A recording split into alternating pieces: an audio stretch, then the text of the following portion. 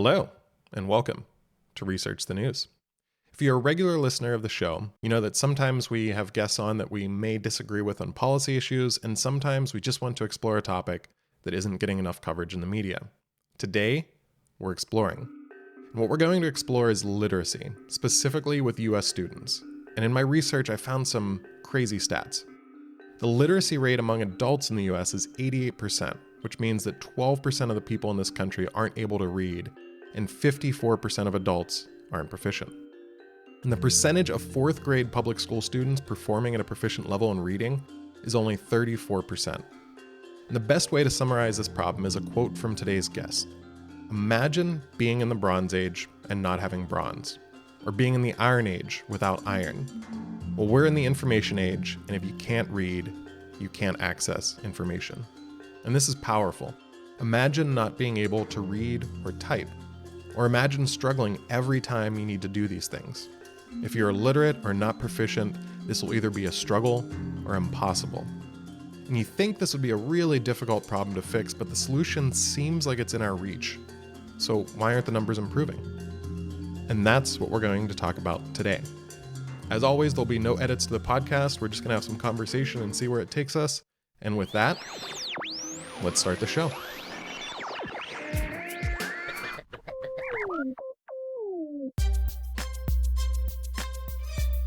All right, as we get started today, I just want to go over a couple quick changes. Sometimes we'll have a co-host this season and sometimes we won't. In season 1, we had a co-host each episode, but now we're going to kind of depend on the guest and the topic. And Gretchen, who is my co-host for most of season 1, will be guest hosting, but fortunately for her and unfortunately for us, she just took a teaching position at a university. So on top of all her other jobs, her schedule's a little more limited, but she will be back on for some guest episodes. And as always, check out researchthenews.com. It has all of our links that we talk about today. So whether that's statistics or articles, they'll all be there. Now I'm going to intro our guest. Kareem Weaver is the co-founder of FULCRUM, an organization in Oakland, California, whose goal it is to ensure that every child is an on-time reader with full literacy. And he previously led a development organization that supported the professional growth of teachers, and he was also a teacher and administrator himself in both Oakland as well as Columbia, South Carolina. He's also in a new documentary called The Right to Read, which was produced by one of my childhood heroes and the guy who should be hosting Jeopardy, LeVar Burton. And I learned about his work through an article in Time magazine called The Push for Phonics, which discussed a massive effort to change the way kids are taught to read. And that's what we're going to talk about today. And remember, if you dislike what either of us are saying, keep on listening, because hopefully you'll at least understand us. Kareem, welcome to the show. Good morning. Glad to be here. Thanks for having me. Yeah, glad to have you on. For our readers, I want to talk a little bit about the research coming into this. That documentary I watched, there's some podcasts we'll link to on researchthenews.com. And it was amazing to me that literacy is such a big problem in this country. And I feel like it's something that was even more amazing that we don't really talk about it. And today, I think Kareem's going to do most of the talking. But before we get started, I wanted to use my lack of educational experience in the school system to try to explain to listeners what is currently being taught for reading and what works for reading. So do you mind if I take a stab at that, Kareem? No, man, go ahead. All right. Sure. Go ahead, right? So typically throughout history, phonics was what was taught. And that started, I think, in the mid to late 1800s. And what phonics is sounding out letters and trying to put together the sounds that letters make, and you can learn to read by sounding words out. But in the 1960s, whole language reading kind of came into vogue. And what that was coming up with words that make sense using what they call a 3 cueing system. So you see pictures, you look at context, and you try to put together words you know from this.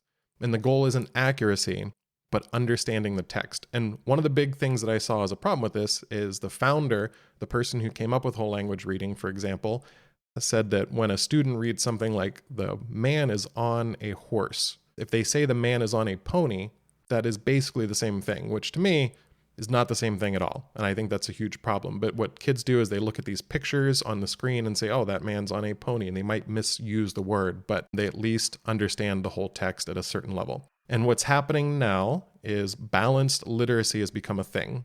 And that's kind of, in theory, teaching both.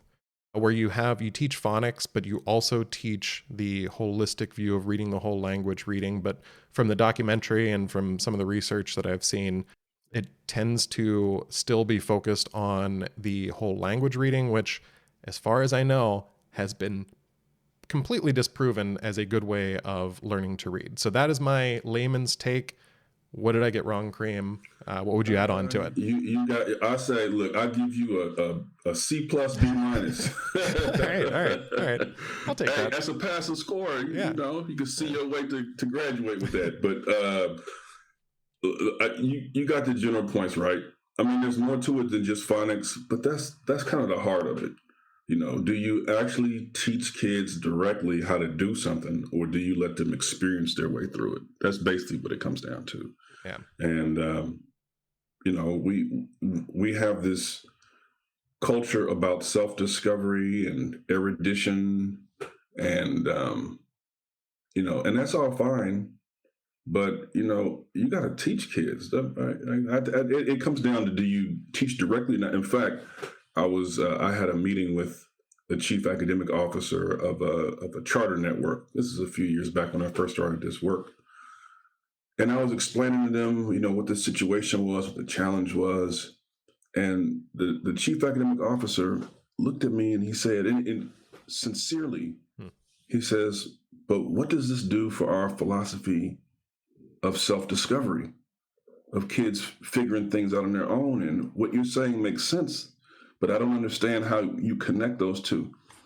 And I looked at him, and I've known him for years, and I said, man, you know, my organization and the NAACP, it's our duty to treat you like a crack house.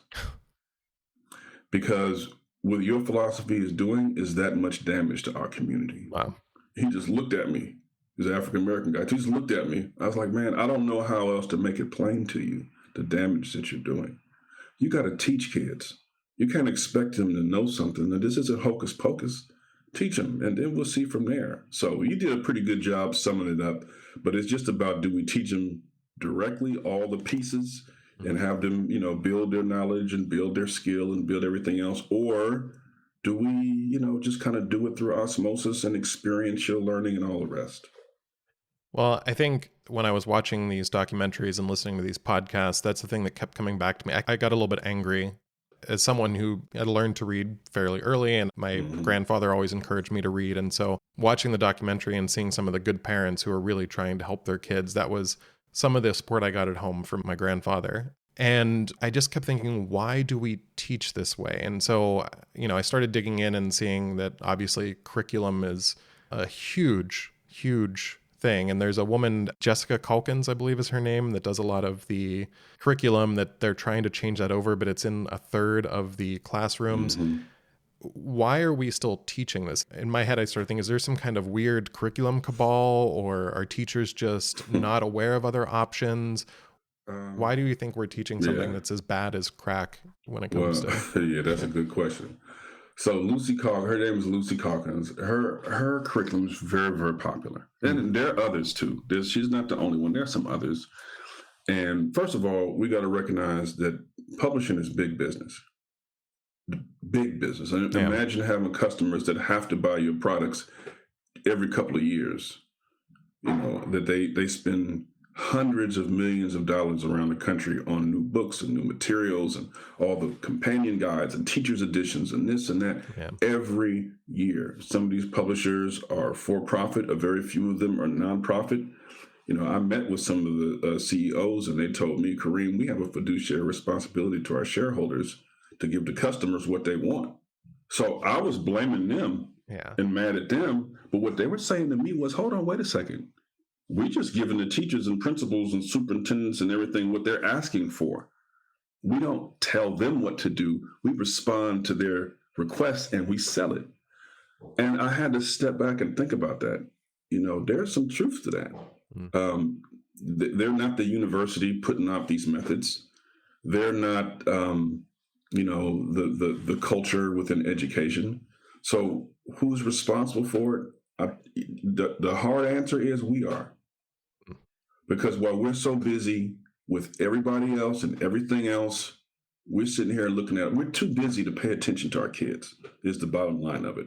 And we're letting this nonsense go on in schools every day across the country, red, blue, independent, you name it. It happens everywhere. And we're too busy. And I think the pandemic actually shook it all up, because for the first time, a lot of parents saw their kid in the living room being taught how to read on the screen. And I'm like, wait a second, what are they doing over there?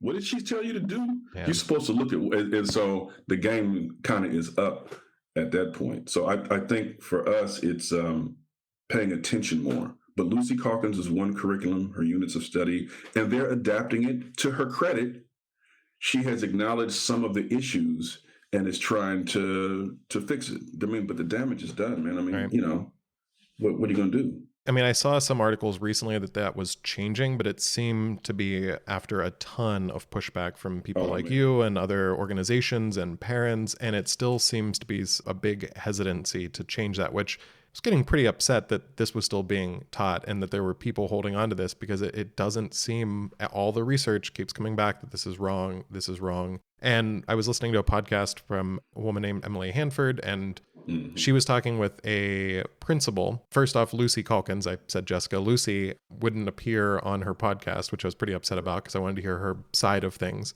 Yeah. But she was talking about how she contacted a principal in Oakland who said there wasn't enough information and they were committed to the curriculum they had invested in. And those words of investing in this curriculum kind of gave me a little bit of a yellow flag of, what is it? And I started looking up some of the numbers, and I tried to find, you said just now, a couple $100 million in curriculum. And I tried to find numbers for how much was out there. And the only thing I could find was from a St. Louis, Missouri school district, Rockwood, that they had one of their bottom line budget items out on the internet. And they spent, for 22,000 students, $25,000 in one fiscal year just on Lucy Calkins' curriculum. So that's over $1 a student. And there's 76 million students in the U.S. So you start doing the math, and man, that's not it. Then you have, on top of that, you have the professional development, the training, the supplemental materials, the licenses, all of the it's a cottage industry. It's not even a college; it's a metropolis. Yeah, it is, and business is booming because we have to educate these kids. It's part of the Department of Education, free and appropriate education. Everybody got a right to it. Okay, but what's appropriate? And that's the challenge. So I'll put it to you like this. Imagine, you know how you're a kid and you ride with your parents and you see your mom or dad driving a car, and you've been doing it for a while. You're 8 or 9 years old and you're thinking, man, I could do that. Yeah. I see him driving every day. I could do that. I could drive this car. Yeah. I bet you if I had to, I could drive this car. Now, there are some kids who, for whatever reason, they can pull it off. There's an emergency, somebody got to get to the hospital, and you see a kid sitting on phone books with leg extensions, and they figure that thing out. Most kids crash on the way to wherever they're going. And that's the same thing it is with literacy right now. It is, a small percentage of people that can figure it out just by watching and being read to. They're passengers in the car, and they see this. They can figure it out. But the majority of our kids are crashing on the way. So we can debate about the kind of car it is, or the curriculum, sure. Would it be easier if it was a Yugo or as opposed to Explorer? Sure. But at the end of the day, you have to teach somebody how to drive. You got to teach them how to read. I'm not saying you need a license or this or that, but you have to at least teach them how to do it so they don't wreck their lives and wreck others too. And that's the same thing with our kids, man. Our kids, they're not magicians. Yeah. They're just kids, and they love being read to. The materials sometimes are engaging, and there's some people who say, well, let's make the curriculum more fun. And this is, or more tied to their culture, or their language background, and all that's fine. All that's fine. But here's what they don't realize. Good teaching is the answer for that. You could give me the most boring, dry curriculum, and if I'm a great teacher, I breathe life into that thing. My mentor teacher, rest in peace, Dorothy Shanks, she told me one day, she said, Kareem, I could teach any kid, anytime, anywhere. That was her attitude. And she meant that thing, and so the curriculum matters. Yes, it does. But it's also the educators. They matter. And learning the science of reading, not just how to do a curriculum, learning what has to be taught, figuring out what kids need, whether they have dyslexia or they just a regular Johnny who needs to be taught the ABCs and 1, 2, 3s and how to put it all together to make a sentence and a story, etc. Yeah. So we got a long way to go, man. A long way to go. Well, I think one of the stats I heard that ties back into what you just said was that they think 40% of kids will learn to read no matter what. And I think that ties in with what you said, that some kids will just grasp it. But when I heard that, I thought to myself, it doesn't seem like we're not teaching. I'm actually doing some college courses in mathematics right now, and I have 2 different professors, and one of them is very good at explaining. I don't want to know, here's the answer and here's the quick way of getting there. I want to understand what's happening behind the numbers and what's happening and what's causing something to happen. That's what I strive for. So I end up going on YouTube and looking up videos of like kids algebra because it's getting me back into remembering how to actually do this work. And I think that's the part where when I see this whole language reading where you're just telling kids, just guess and just try to figure it out, that doesn't at all seem like teaching and educating. It seems almost to me from a computer perspective of machine learning. We throw a bunch of stuff at them and hope it sticks. And that seems like the wrong way of doing it. But what do the teachers think? Because I feel like we've talked a little bit about administrators so far, and we know that you're fighting against this. And one of the teachers I saw in the Right to Read documentary seemed almost in tears because she didn't know what she could do to change things. And so generally speaking, are teachers kind of stuck in the old way? Do they want something new? What do you get for the vibe there? Right now, teachers are confused because understand the universities who prepared them and the licensing boards that gave them their credential, etc. Most have been taught a certain way. Yeah, they've been taught the look-see method, but and the evidence about what works has been mixed. They haven't really had a situation where kids were thriving at scale. But everything you've been taught, all your training, all your background, the money that you spent in this university telling you one thing, now all of a sudden there's this movement to say, wait a second, there's a different way. And it actually is an older way, more established, but we're not doing it. They're like, wait a second, what are you talking about? And if they deviate from the script, oftentimes they're punished. In Oakland, one of the best educators I know was chased out of Oakland because she had the nerve to say this wasn't right. Because if you say it's not right, you're questioning authority. Now it's about power and control. Yeah. Teachers have a contract, and they serve at the pleasure of the superintendent, basically. And it's like, they know something's not right, but what are you going to do? A lot of teachers just close their door and do the best they can. And you see teachers, online getting resources or using their own curriculum or whatever it is. Man, that's tough. You can't slip and slide your way through your career. You have to work together with your colleagues, et cetera. So teachers are in a confused state right now. And I will say this, there is a movement or a tendency to blame teachers for things. And maybe some do deserve blame, sure. You go along and get along. At some level, you're responsible for what you do, sure. At the same time, they feel betrayed.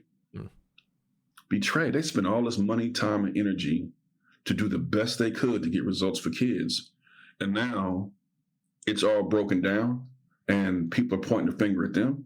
There's a sense of betrayal because I don't see many superintendents and chief academic officers and school board members raising their hand and saying, we blew it. We gave y'all the wrong curriculum. We said the wrong thing. We went with the trendy stuff. It was wrong. It's not the teacher. They're not saying that. They're on to their next job, their next career, and they're not tripping. And they left the teachers holding the bag. Now the teachers are like, man, I did what they told me to do. What do you expect from me? So a lot of it is betrayal, is frustration, because it's sobering to think that you've been doing something for years and you weren't serving kids the way they needed to be served. And that's a hard bag to hold, man. So right now teachers are going through it and they're being tasked with learning things all over again. And who's responsible for that? Who's going to pay for that? Who's going to value their time? I mean, it's a lot. It's a lot. So I do encourage everyone to watch this documentary when it's released. There's screenings across the country because I don't think you can watch this and not have compassion for the students, for the families, for the teachers. One thing in my research that came up, though, going back to administrators versus teachers, I started looking at the number of administrators versus teachers. And I wonder if you have some thoughts on this. So I looked up some DOE, Department of Education stats, and for elementary and secondary teachers from fall of 2000, there was 97,000 administrators, 141,000 principals, and 2.9 million teachers. Fall of 2019, which was the last year of stats, it was 182,000 admin, 193,000 principals, and 3.1 million teachers. So teachers went up by 8.7%, while principals went up by 36%, and admin staff went up by 87.6%. So you talked about spending money and how it's a resource problem, but I look at that and I say, why aren't we? Do you have any thoughts on, is that a problem with we need more teachers or we just need to reassess funds, or is that the right way? Should we be spending 87% more in admin? I have something, it's probably, and nobody gonna like this one, but it's not about the money. Yeah. It's not about the ratios. I mean, listen, all that stuff matters. That's true. And we need more teachers. They need to be paid more, first of all. Like just in general, you ought to be able to buy a house in the neighborhood you teach if you've been teaching kids and doing a great job. And why you have to live 50 miles outside of town before that's a whole nother question, right?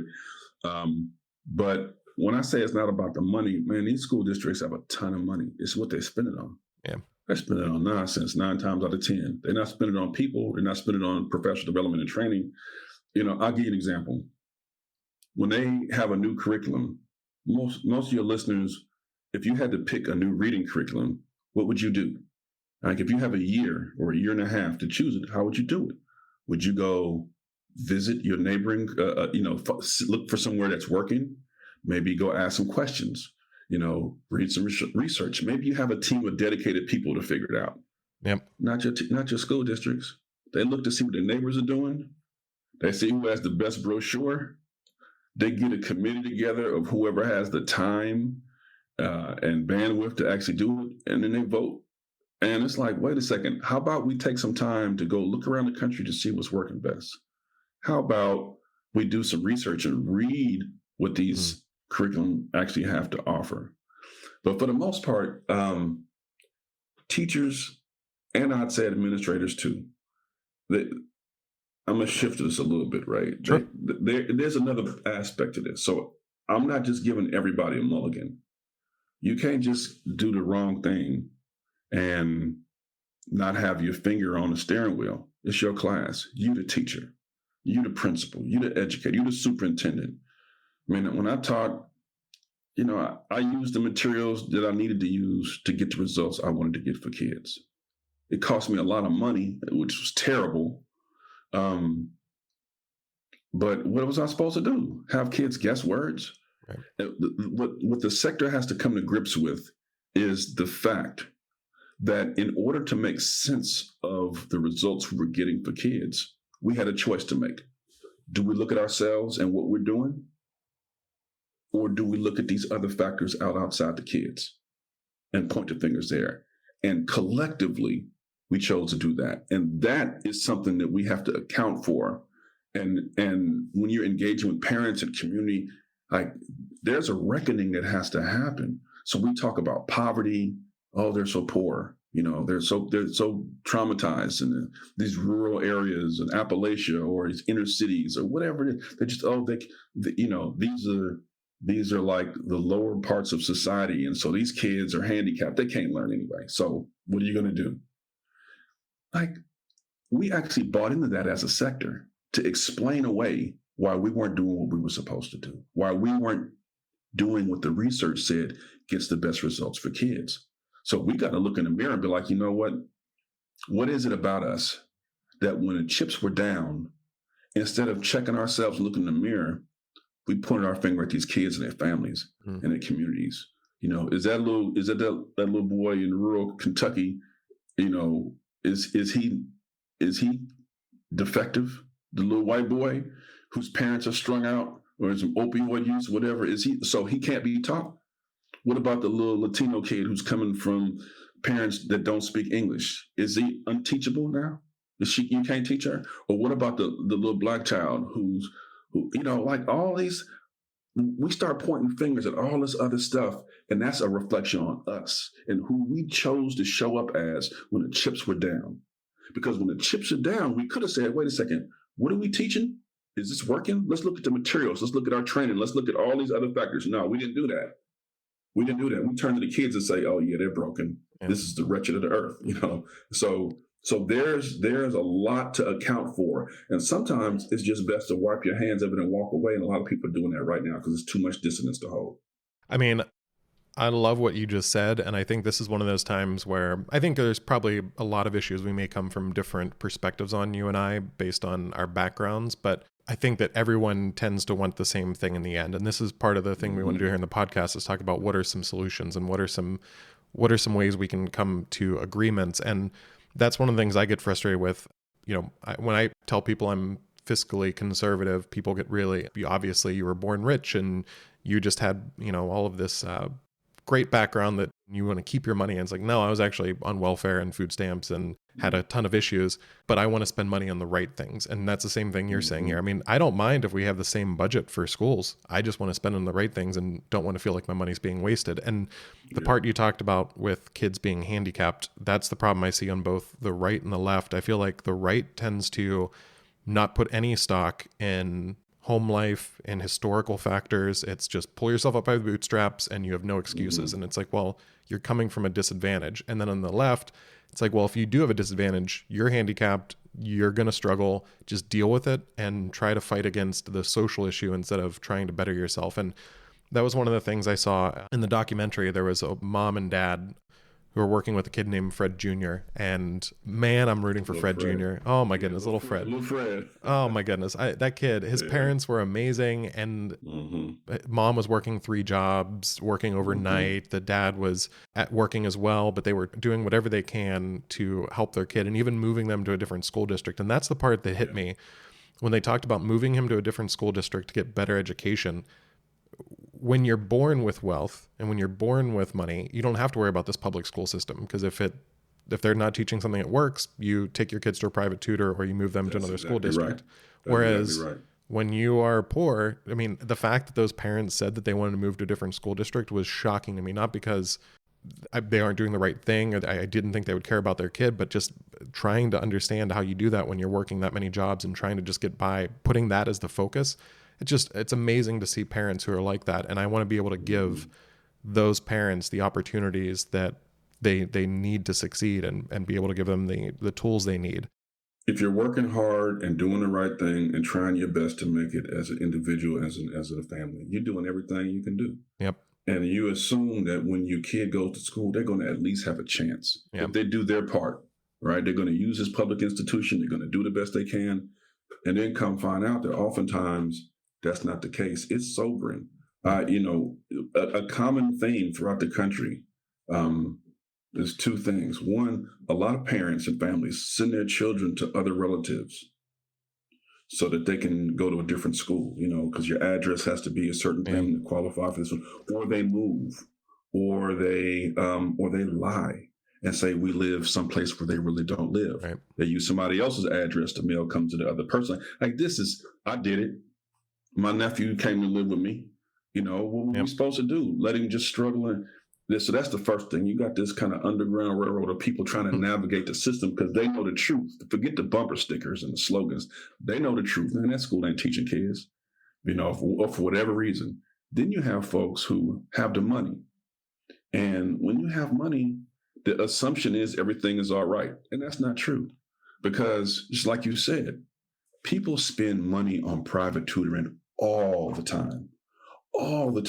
The way we teach reading, it's not working for them either. It's not working for folks who are well-heeled, who just happen to be doing well in life. That's not working. So you see these places like Kumon and Sylvan and these little tutoring centers. That's the cottage industry. If I had to put money in somewhere as an investor, I'd put it there because they're all over the country because kids can't read. They go places where they know people have the resources. They're not going to let their kids fail. So they send them to Kumon to learn the things they should have learned in school. These type of things are happening all over the country as parents are trying to figure it out and save their kids. One of the podcasts I was listening to talked about tutoring in New York City being $400 an hour for reading with some of those private schools. And I mean, geez, I'm thinking about switching to being a reading tutor. What would you pay? What would you pay to save your child? What would you pay, man? What would you pay? If it's in New York or Beverly Hills or Palo Alto or Yep. Oakland or anywhere else, how much would you pay? If you know your kid's not getting what they need, would you pick up a second job? Would you pick up a third job? Right. Would you pay the $100 an hour for the tutor or not? Do you just let your child suffer and say, oh, well? Parents got to make this call on top of your regular bills, on top of your other commitments. That puts strain and stress on families because, when you're living on the razor's edge already, you may not have that kind of bread. You may not have that kind of money. Right. But the reality is parents have to answer that question. Okay, how committed are we to making it so that this kid can survive, or do we just let it go and leave it to chance? I love it. Now, one of the things we like to talk about here is not just the problems, but the solutions. And when you talk about that, instead of forcing this onto parents, whether they're low income or high income, because it didn't seem like this was the teaching method didn't seem to be focused primarily on lower income settings. It seemed to be pretty prevalent everywhere. When you say we need to spend money on the right things, where does some of that money go that's the right things? Is it strictly the curriculum and changing what that looks like, or is it a more holistic approach? Well, you got to spend money to get good curriculum. It's got to be attuned to the research. You got to have good assessments. You have to have good intervention programs. When kids aren't reading, you got to be able to help them, have safety nets. And there's some really good programs out there for safety nets. You have to provide quality professional development, understanding that the universities aren't doing what they're supposed to do. I've been in universities talking with deans and their faculty and listening to them. And matter of fact, I was at a very prestigious university and engaging with them about this whole topic and how they teach reading. Because I also work with the NAACP. I'm on the education committee for Oakland. I was on the California State Conference Ed Committee, and I'm no longer on that. I'm only on the local. But we talk with the universities and the colleges, and we challenge them and we ask questions. I'll never forget. So I'm in this meeting. The dean is there. The faculty is there. They brought all the faculty in, and they're debating about this. They're talking in front of the dean. The dean thinks they're going to call in their professors and they're going to share with the NAACP what's working. Come find out, the professors are arguing right in front of the dean. The Methods 1 teacher is debating with the Methods 2 teacher. They've had this long-standing feud for 20 years. And the Methods 2 teacher basically says, I've had to teach Methods 1 and Methods 2 because she's not teaching what she's supposed to be teaching. So at the highest level of our institutions, there's a debate that has been going on to the detriment of our kids. So you can't really count on the universities to get their act together. I would say funds going to these public universities should be tied to a commitment to teach kids how to read and to have some accountability for them learning it. They shouldn't be able to just teach any old thing to the teachers. They're spending their hard-earned money, and the public is subsidizing these universities. We should expect that you're giving the people the tools they need to serve our kids. So money's got to go. Until that's fixed, money's got to go to professional development. Teachers should not have to come out the pocket after buying their way through college, their tuition and everything, and then, learning all the stuff they had to learn. They should now have to go back and pay thousands of dollars to learn how to teach reading on their own. When they're barely making enough money to pay the rent, they need the state or the district or the county should be paying for their professional development. They should be providing them a stipend to value their time so that they can go and learn what they need to learn for our kids. But that's where the money should be going, man. The teachers and all these other things I just named. The American Federation of Teachers has a website. And it has the elements of an effective reading program. Okay. It's phenomenal. It's fantastic. And they've had that for 15 years. The problem is we're so busy arguing about everything else, that we don't really pay attention to it. So I think there's two things there I want to touch base on. One is the arguments over some of the theory behind things, and the other is how can you tell if something is good or not? Other than testing, lack of testing is shocking to me. I think there was the NEA test is the only reading proficiency test. The lack of testing to see if these programs are working was pretty shocking to me. But when we go back to the theory, I think this is something that I have a frustration with higher education is the fact that, in theory, a lot of these ideas sound great. Even the idea of the whole language reading, to me, as someone who likes to look at the whole picture, sounds great in theory, but in reality, it doesn't work. And one of the quotes you had in the Time magazine article, I want to just kind of touch base on, was you said that regarding phonics, this seems dehumanizing, it's colonizing, it's the man telling us what to do. And that was a kind of a common theme with teachers. And they abandoned what worked because they didn't like how it felt to the adults. And so can you talk to me a little bit more? Because that was one of the things I found confusing, was what is dehumanizing about phonics or about this method of teaching, and why are people kind of thinking that? And is that theory prevalent and a big problem? So, look, man, you have to understand who our teachers are, who our educators are. Okay, they wouldn't be in those positions if the system didn't work for them. Yeah. The way things were taught worked for them. About 5% of people are going to learn to read pretty much on their own. You got another 30 to 35% that are going to learn to read in any variety of methods you use: whole language, pictures, balanced literacy, Montessori method, whatever. Like, they'll figure it out. Just teach them something, they'll pick it up. Everybody else, it's going to be tough. Like, you have to actually teach them step by step to crack the code, and some are going to need some diagnostic support. You got kids with dyslexia and all that. So who do you think is teaching? Who do you think are the principals and the supervisors and it's that 35% that it worked for. So for them, it doesn't come from a place of malice.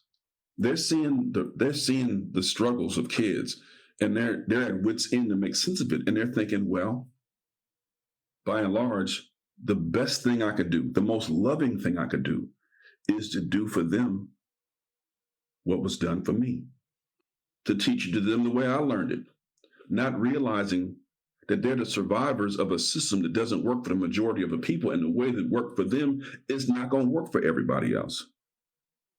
That's one of the biggest challenges we have, is this learner's bias.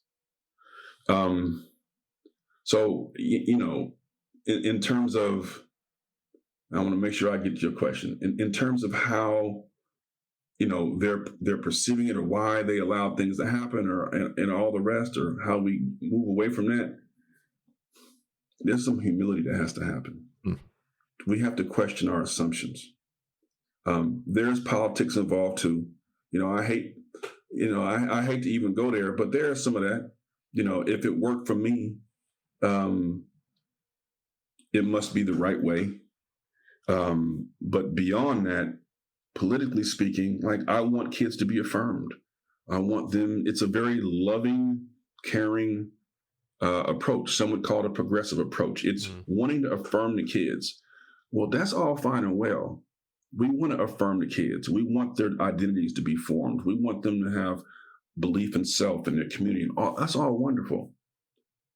But, my position is the best way you can do that is teach them how to read.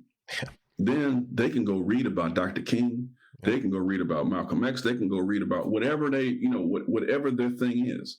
Let's not make assumptions and prescript who and what they'll be. Instead, let's give them the tools to unleash their own potential and develop as they want to develop. Them, their families, and communities need them to be. You got to back off. The ideologies are killing kids. Like, let's stop explaining away the issues, and let's just teach the kids. Like, the politics is stifling. And like I say, oftentimes our the way we do things comes from a good place. Education is a profession of helpers. Like, we want to do good. That's what you want to do if you're going to be a teacher or a principal. But at the same time, you can't just rely on your own frame of reference, because it'll betray you. Because the way we learned it, we're the survivors of the system. Now, you go to prisons, it's a whole different ballgame. They're reading about between 3rd and 4th grade level. In fact, the Office of Justice, or the Department of Justice, about 25 years ago, came out with a report basically saying, these young people that are coming into prison, we got to reduce the recidivism, because they go, they come back, they go, they come back. The best way to do it is to teach them how to read. This is what our prison system was saying 25 years ago. We got to teach them how to read. And when they come in labeled as being handicapped or disabled, what we found out is they just can't break down words. And the teachers, like, it's amazing when you read it. And so that's why, 25 years later, here's the First Step Act. Trump signed it, and this is part of the criminal justice reform stuff, basically saying, okay, let's now take it seriously. Clearly, the education sector is not going to change. So we're going to have to change and make sure that we're going to screen people for dyslexia when they come into prison, the federal penitentiary. We're going to give them the help they need to get a GED. But it shouldn't, man, I don't think anybody in our society is thinking that the federal penitentiary should be the first place people get screened for reading difficulties, or that should be the place where people get the help they need to learn to read. Now, unless the most cynical among us, maybe, but most Americans would say, nah, that's not the way we want to do things. So we just have to shift our thinking, man. It's possible, it's doable, but parents, teachers especially, and leaders have to put their hands on the steering wheel and be humble, acknowledge what went wrong, and say, okay, let's commit to doing something different. And as a parent, I'm not going to let you spin me around and talk over my head. I don't care about all that edu speak. I just need to know, is what you're doing following the research? When are they going to learn their sounds? What sound and when? What week? I want to come see it. Don't tell me my kid is a level K or L. What does that mean? Can he sound out these words? Yeah. And are they understanding what they read? So we have to take a step back and move away from the political analysis of everything. I mean, it's important. It's important. You got to go there. I get it. You got to go there. I'm willing to go there with you. And this is a we thing. We all got to figure this out, because if we don't do it right, then everybody's clutching their purse and they walk down the street, because you don't know what a person who can't read is going to be, pushed into a situation to do. When they're homeless and have no place to lay their head at night, and here you come with $100 purse, what you think is going to happen? So it's something for all of us to resolve. I never thought about that connection until you just said it, and I cheated and looked up some stats here, and I wanted to see what percentage of prisoners who can't read, and it's estimated at 75%. That is crazy. Right. So what we argue about in elite ivory tower spaces, right?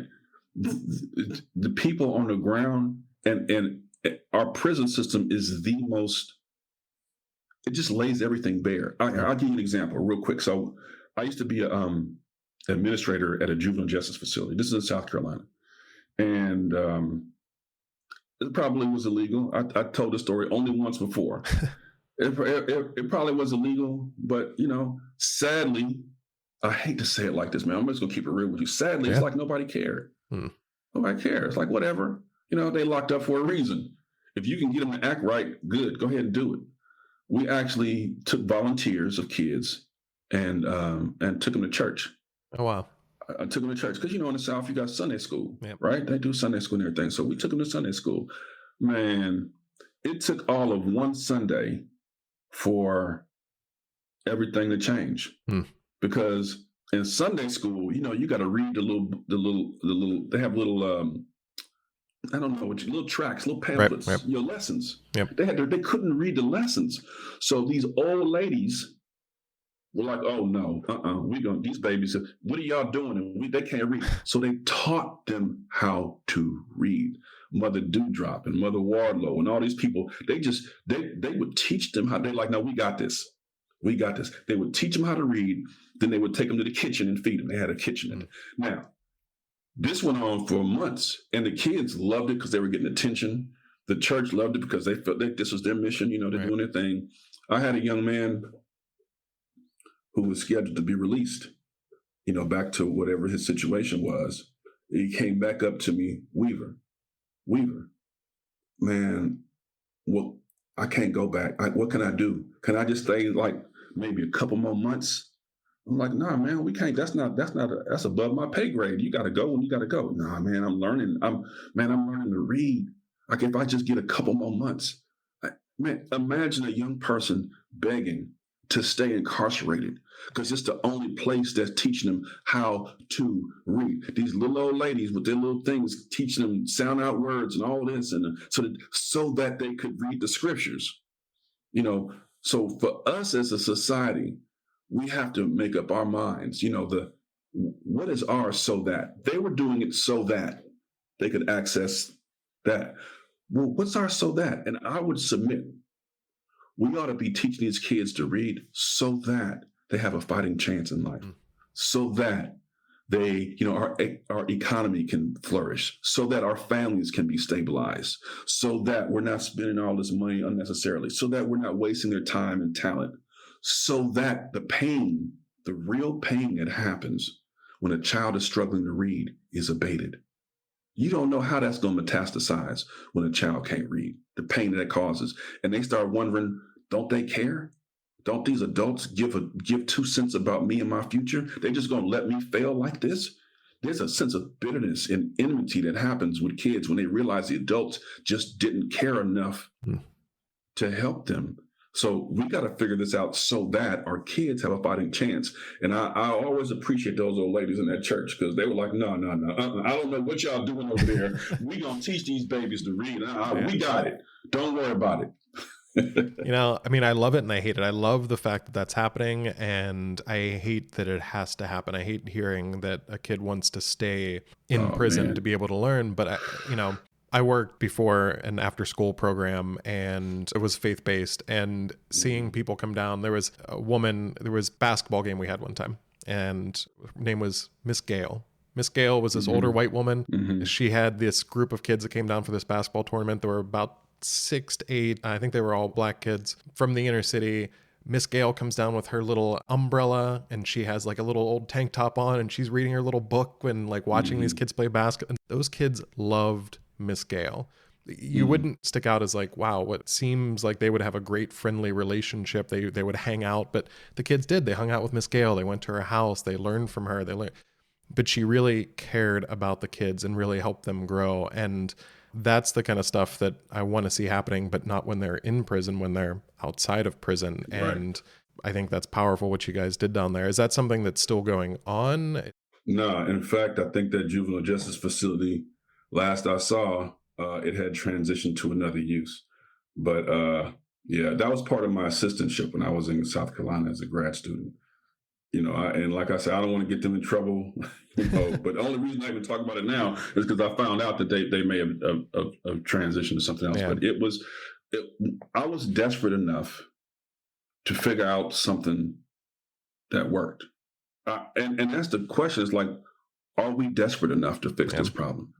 Or are we, be honest, the adults, us, like, we're too distracted. We argue, we fuss and fight. I know it's red and blue, conservative and liberal, all that type of stuff. Like, we got plenty of stuff to debate. And are we desperate enough to prioritize our children? Or do we want to keep fussing and fighting about this or about everything else? I honestly don't know the answer to that question yet. When I go into NAACP meetings, I'm asking this question. When I go to these other places, I'm asking that question. Y'all done yet? Can we focus on these kids yet? Or we gonna wait till or do we have to wait until your child goes to jail? It's not even going to jail. That's like a salacious thing. It's wait until your child experiences the pain. Yeah. I was reading about that Uvalde shooting in Texas.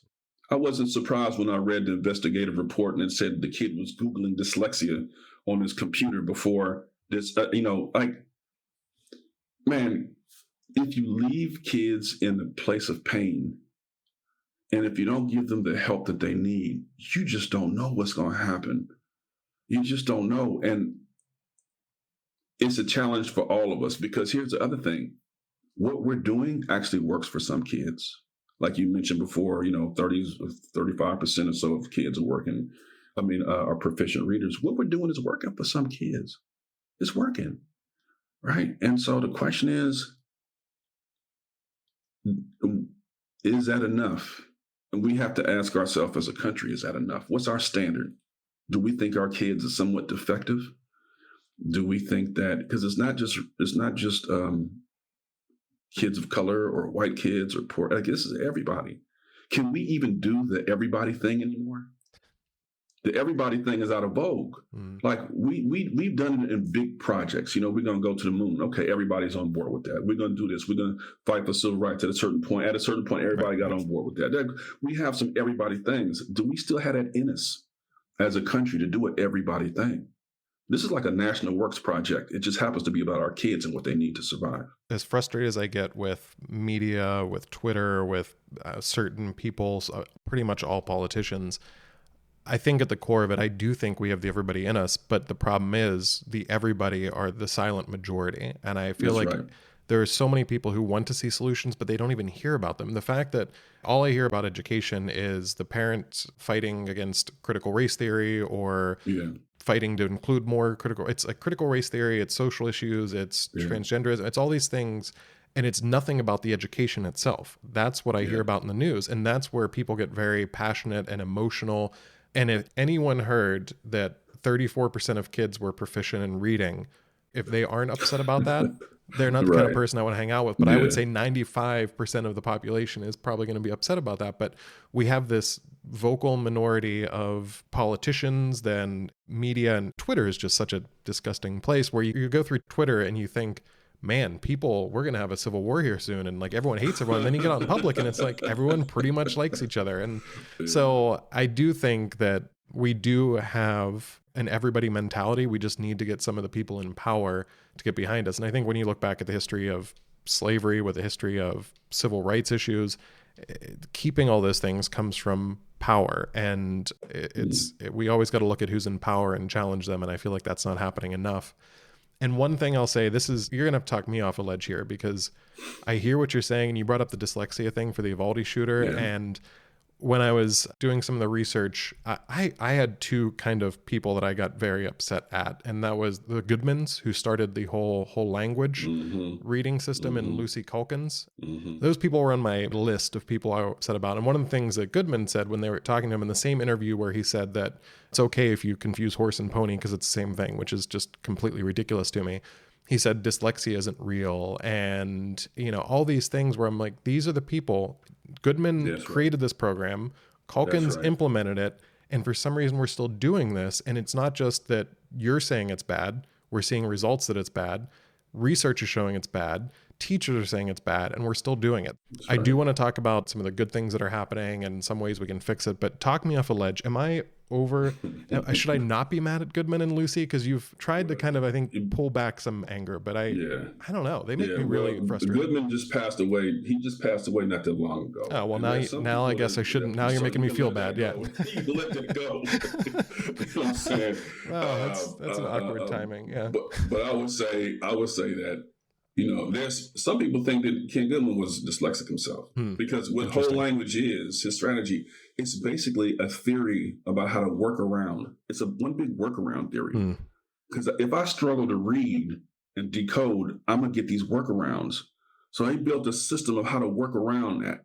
That's coming from the mind of a person who, but we normalize that and made that, but that's not it. So that's almost like learning Chinese or character languages. I'll learn the image, and I just learn these images. Well, for that language, that's cool. But this is a phonetic language. These romantic, Italian, French, Latin, Greek, English, Spanish. These languages, you crack the code, and you could anyway. I would say it's our psychology. You can look at Lucy Calkins stuff, and it's not about her, man. She did she's doing what she's doing, and she's evolving, I guess. But what is it about us that makes that method chicken soup to the soul? Why does it feel so good? Why do we jump on the bandwagon with both feet and ride? Come hell or high water for our kids. I heard somewhere that you judge a tree by the fruit it bears. Well, what's the fruit? Like, if we don't have to go to Harvard to figure this out. We'll just see, is it working? Right. Man, it's not working. If it ain't working for the kids, then what are we doing? Who is it working for? Well, look at who's cashing these checks. Look at it. It kind of justifies. If I'm one of the 1/3 that it worked for, right? If I'm I'm a chief academic officer or a superintendent, it worked for me. Many of them feel that to say this thing didn't work for everybody then somehow diminishes their achievement. So you mean that what I got isn't all on my own? You mean that 2/3 of the population was outside of the competition? You mean that what I'm saying doesn't have actually You got to just get over that. That's just the reality of it. 2/3 of your competitors never had a chance to get out the starting blocks. But it doesn't mean that you have to quit your job. It doesn't mean you don't have any credibility. What it means is you have to stop with the imposter syndrome. You have to stop acting like everything is okay when you deep inside know it's not okay. 2/3 of the kids aren't broken. 2/3 of the kids can't learn. Come on, stop playing. Let's be real about this. So what I would also offer is this. So you take Goodman and Calkins and others, and there are plenty of others. I don't want to just pick on them. Like I said, I'm happy to hear Calkins is starting to evolve. That's a huge sign, and I give her a lot of credit for even opening up that conversation, because there's others like Phonics and Pinnell who run Ohio, and they have $1 billion publishing game, and they're not budging. They're like, no, we sticking with this. Y'all crazy. Yeah. We sticking with this. So I would rather have my eye directed for them, but whatever. But then we look at people like Marva Collins, the late, great Marva Collins, an educator who was in Chicago. And, she started her own school after working in a traditional public school. Man, she took kids, they were classified as being uneducable. Back when I was a kid, they would say retarded. And those kids graduated with honors from college eventually. Yeah. And it's like, well, what did she do? Well, you know what she was doing? This little old black lady in Chicago was teaching, check this out. She was teaching kids how to sound out words, how to put them together. So she was doing the phonics stuff. She was doing the vocabulary. She had them reading the classics, Shakespeare and Thoreau and all this other stuff, and working to comprehend that stuff and to present it. So she was doing all these things, but it wasn't sexy. It wasn't involved. Why didn't that catch on like fire? Why? The program that we used in Oakland to make a lot of gains for about 6 or 7 years was basically the program that she built. Yeah. Open court.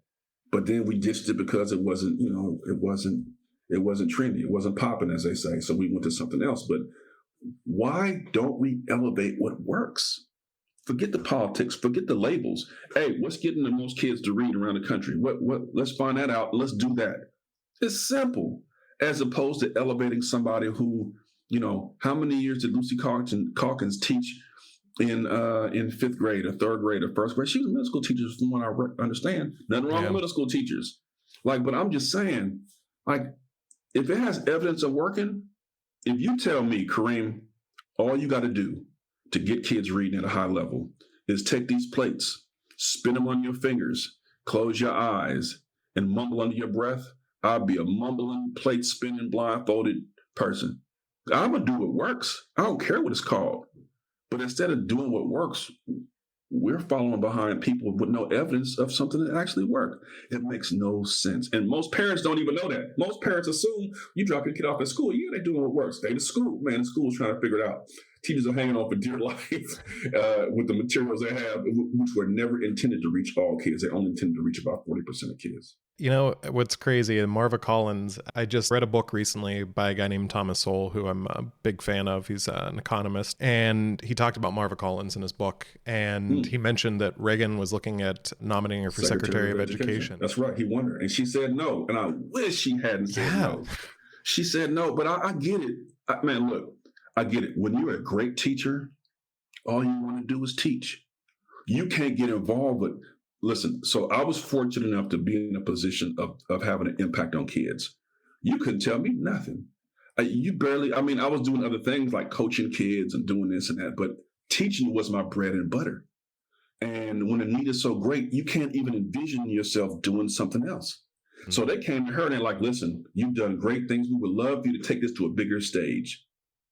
But she said no. She didn't even accept the nomination. It breaks my heart to this day. But I understand it. Great teachers love to teach. So, yeah, if she had been the Secretary of Education, I can only imagine the difference she'd have made. Hopefully we wouldn't be having this conversation then. But I think that's politics in general, it seems that it's not... I totally understand why someone would want to be in politics. Back then we didn't have Twitter and a lot of things that make everyone look evil, but everyone's vilified. You find the worst character traits, the worst qualities, drag someone through the mud. And the only people that want to do that or the people don't care if they're terrible people, and that's why we have who we have in politics. But well, Ray, you mentioned the politics before, and this is one time. I mean, think about that dynamic. So here you have a Black woman in Chicago, and you have Ronald Reagan, the president, wanting to nominate her. Now, he is a conservative. I don't know Marva's politics, but she's a Black woman educator and highly regarded in the community, nationally. But he was willing to say, oh, that's good. And he's willing to say, I want that for everybody's kids. And I think that's what it's about. Regardless of your political leaning, don't we want what's good for everybody's kids? Right. And that should supersede race, class, location, region, whatever, party affiliation. We don't have that kind of mindset today. It's like now we just stick to our tribe. If it's red, it must be right. If it's blue, it must be right. Whatever it is. Then the libertarians in the middle saying we don't know, but it's like there has to be a remnant in this country of folks that say kids first, and to hell with the rest. Yep. We can argue and fuss and fight all we want to later, but right now, today, we got to save our kids. And for that to happen, I need you. I need you at the board meetings. I need you to put pressure on these curriculum companies. I need you to come to this principals meeting with me. I need you on the PTA. I need you to advocate to the legislator for initial screening for dyslexia and learning difficulties. I need you. We need each other. And our inability to do that will mean we perish as fools. So we'll see. We'll see if we're up for the challenge to do what we think, because that's really what we need right now.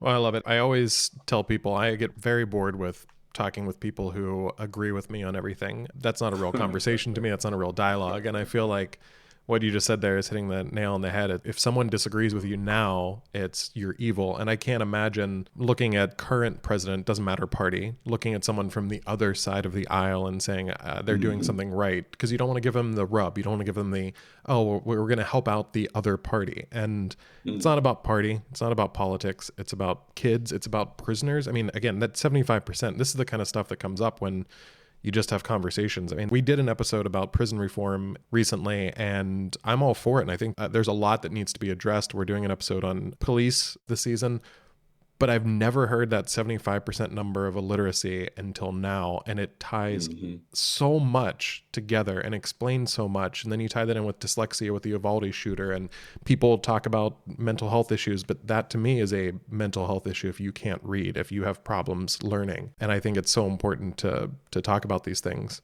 Well, I'm going to push on that. I'm going to take that one step further. It becomes a mental health issue, but I want to make sure that people understand, yes, dyslexia is real.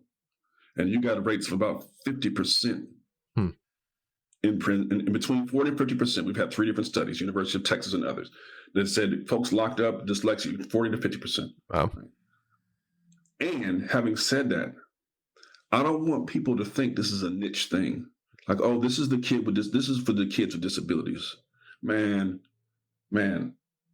this is your son and your daughter. This is your neighbor. This is everybody. Everybody. Our kids are struggling to read. I don't care how much money you have. You don't necessarily want to spend an extra, a grand a month to help to pay that tutor. I don't care how much money I have. I'm not just into lighting it on fire, if I don't have to, especially when you pay your taxes. Yep. This is an everybody problem, man. It's not just any one demographic group, but we can't help put everything in the terms of, the tribes. It's like, that's our prism, and we see these colors and we can't get out of that. We got to step back and say, okay, wait a second. Okay. Surely there are differences amongst groups, language differences, class difference. Sure. Fine. Okay. Sure.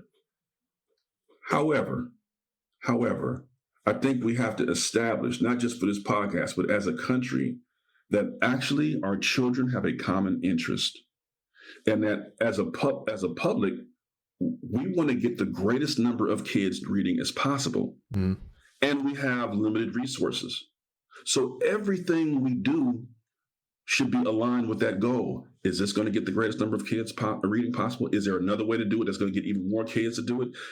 How much does it cost? I mean, just think about this. Here's something to you. There are a lot of districts who are now saying, hey, we're going to make a shift. We're going to go towards the so-called science of reading, whatever that is, the science of reading. Okay, we're going to get a new curriculum.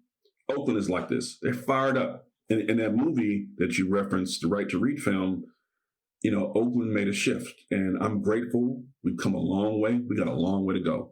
But man, they chose a curriculum to do that takes anywhere from an hour to 2 hours a day to prepare for. Now, okay, you say, what's the problem with that?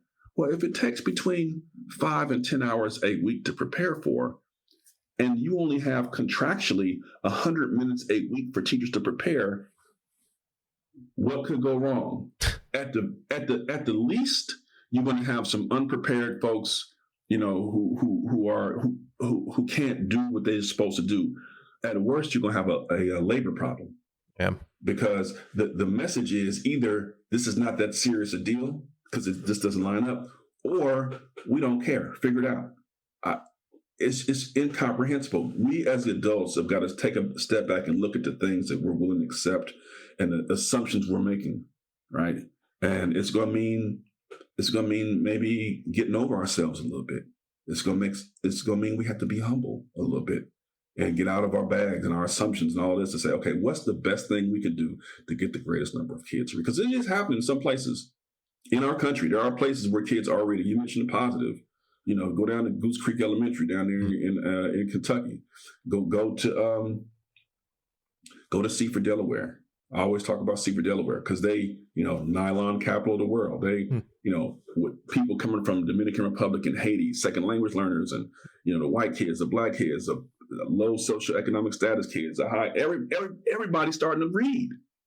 The same district a few years back was one of the lowest in the state. What are they doing?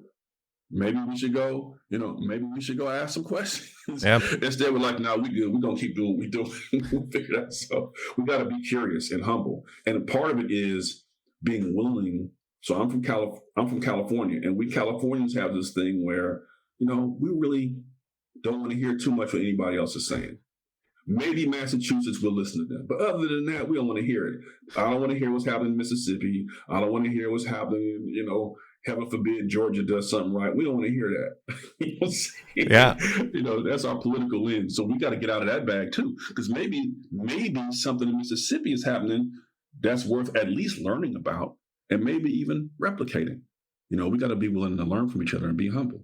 So that's a big challenge too. As someone who's not from California, I will say that I looked up some stats on poverty, and I was reading an article. It was a specific article about California education, and they listed themselves as the highest poverty rate in the country. And I was like, that can't be true. That's not real. Yeah, And I looked it up, and Mississippi is number one when you look at just straight poverty levels. But when you look up something called supplemental poverty levels, which I didn't know what it was before. So for the listeners, it basically is anyone in the population who has money left over to actually buy things, fun things, or live life. So California, they don't have as much poverty based on levels, but they have such a higher cost of living.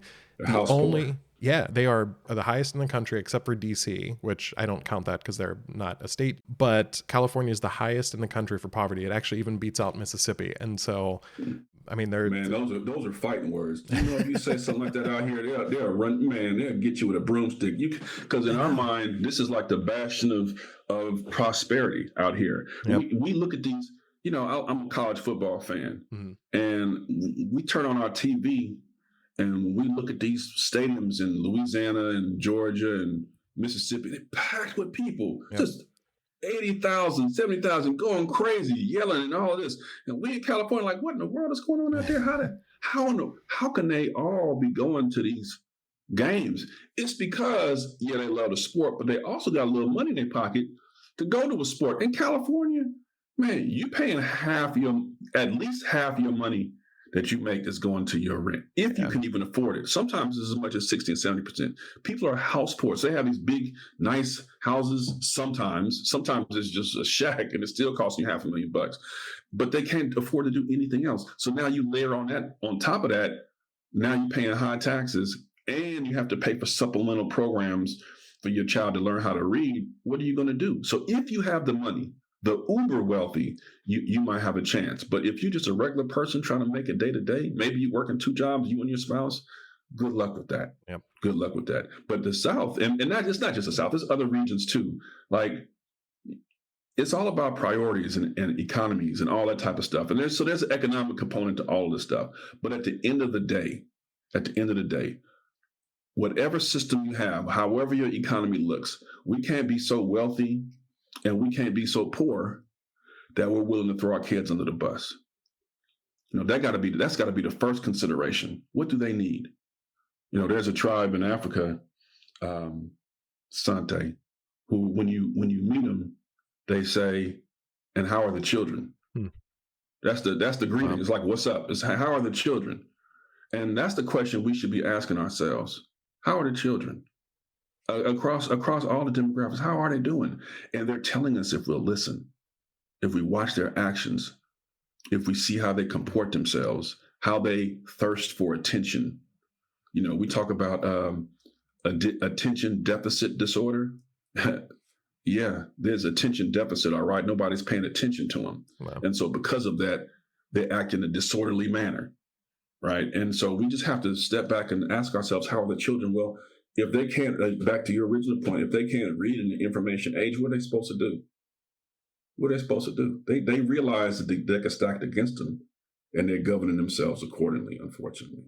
Well, I love that you just said back to my original point, because I stole that line from you, and now I get to take credit for it in the future. I'm going to start using that and being like, I came up with this. Yeah. I forgot about that. Yeah, it's my line now. Sorry, Kareem. I just stole it from you. But well, I think we've talked a lot about the issues, and we talked a lot about some of the solutions, and I just want to kind of hear a little bit about what you're doing at FULCRUM and what you see as kind of the next steps into actually solving some of these problems. I know there's been some progress, so if you want to talk about some of the progress you've seen or what's next and what are some big goals for you, I'd love to hear that to kind of wrap up. So at FULCRUM, we're part of a coalition of groups that's led by the NAACP to really advocate for the districts using best practices, get better curriculum, provide better training and support, stop some of the things that don't really give good results for kids.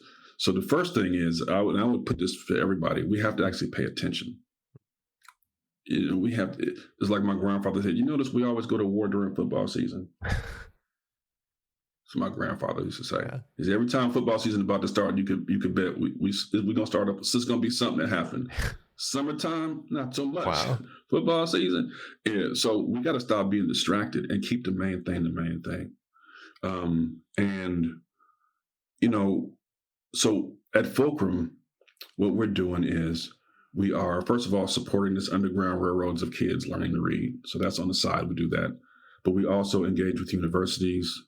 We engage with districts, and we try to get them to teach adults how to do the right thing in terms of reading instruction.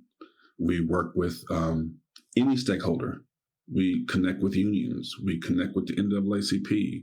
We connect with parent organizations. We try to get them all on the same page. It's not easy, and it's not always fun, but it's the right thing to do. So I think the first thing we could do before we start trying to get the system to fix itself, we got to get our act together. Build coalition. Talk to your neighbor. Find out how your neighbor's child is learning to read. How's it going for your neighbor? What about at your youth center or at your church? How is it going?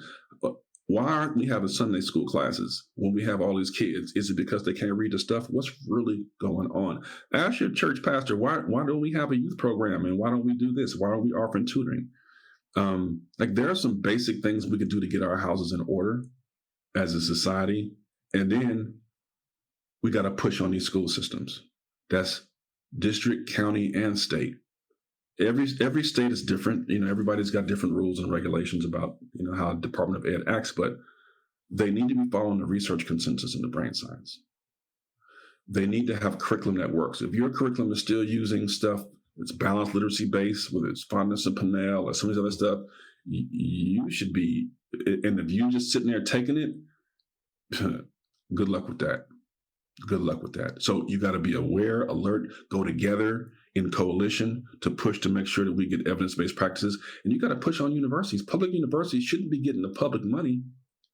and not do the public good.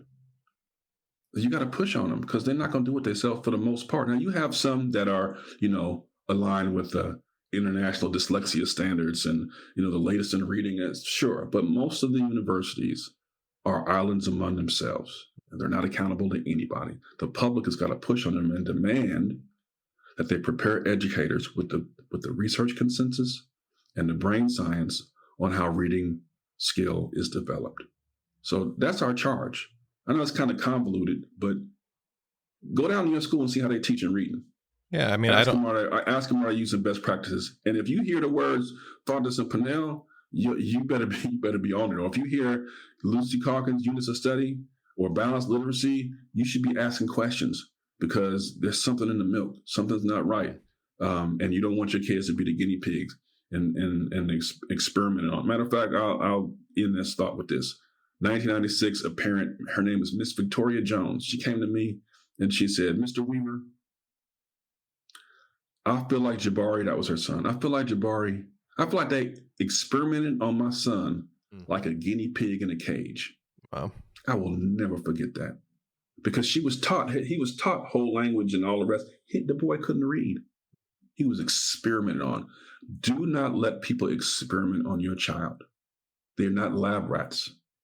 Go find out how they're being taught to read and determine if it's aligned to the science and the research consensus or not. I don't think that's convoluted at all. That quote is heartbreaking, but I think the charge I 100% agree with. I don't have kids of my own, but when I see parents that are involved, when I worked with kids in after school settings, any kid who had a parent or a grandparent that was more involved, you could see the huge benefit there. And I think that charge to get parents to find out what their kids are learning. And like you said, I think with the pandemic, the remote learning and seeing what's going on, I think that was a big push. And it started things, but I appreciate what you guys are doing at FULCRUM, and I hope you keep pushing parents to go do that because that's where change gets made. And I would also encourage people to get involved with organizations, whether it's NAACP or other organizations that have a platform that can get the attentions of these folks and say, listen, this is a civil rights issue. We need your help. You got a local NAACP? Join it. Get on the education committee. Get involved. It's a tool to use to actually get things done.